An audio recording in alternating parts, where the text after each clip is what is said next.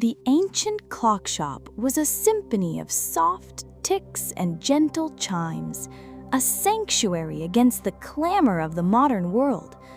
Elias, the clockmaker, moved with a slow, deliberate grace, his hands, gnarled with age and wisdom, meticulously coaxing life back into forgotten mechanisms.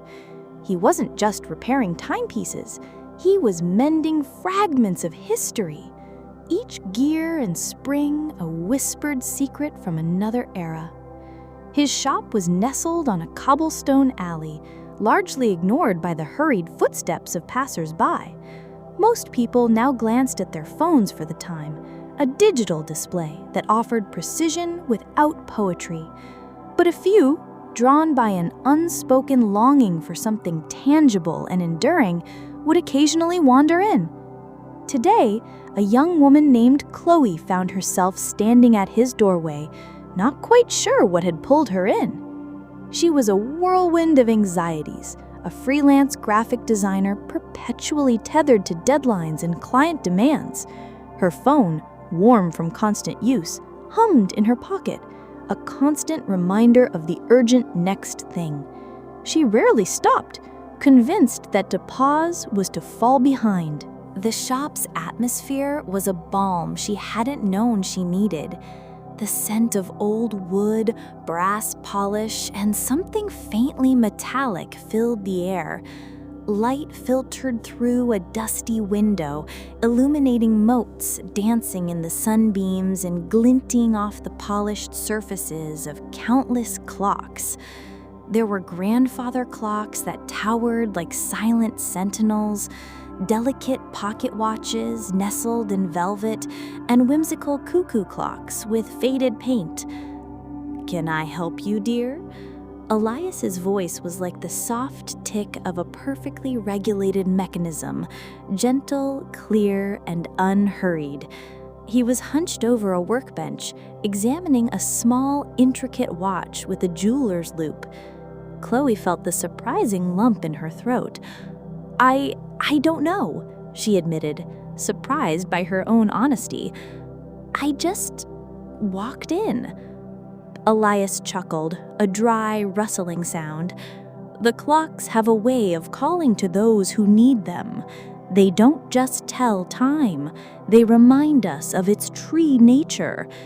He straightened up, a twinkle in his kind blue eyes. "Most people think time is something to be conquered, to be filled. But time, my dear, is more like a river. You can fight the current, or you can learn to flow with it." He picked up a small, ornate desk clock, its face adorned with faded Roman numerals.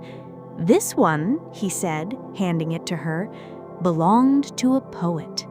He believed that the most profound moments weren't found in the grand gestures, but in the quiet spaces between them."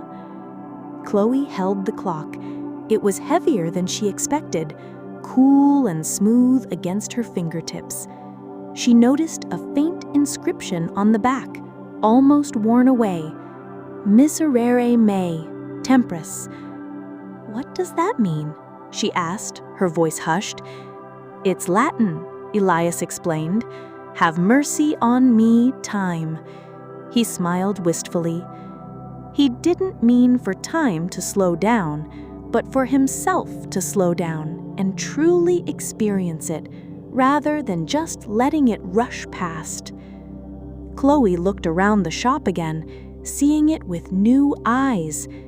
Each clock wasn't just a device. It was a testament to patience, precision, and the beauty of measured moments.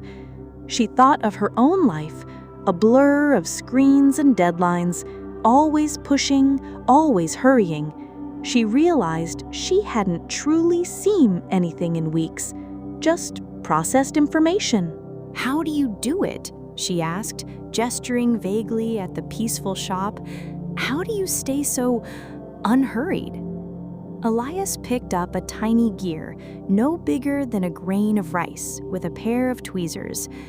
"Every piece has its place, every movement its purpose," he said, carefully fitting it into a mechanism. If you rush, you break something. If you pay attention, truly pay attention to each small step, the whole comes together beautifully. Life is much the same. He looked at her, his gaze steady and warm.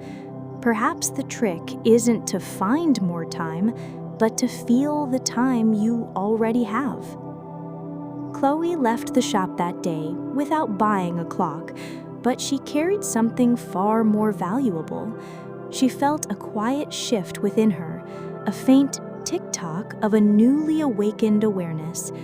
For the first time in a long time, she silenced her phone, sat on a park bench, and simply watched the world go by, feeling the sun on her face and listening to the unhurried rhythm of her own breath.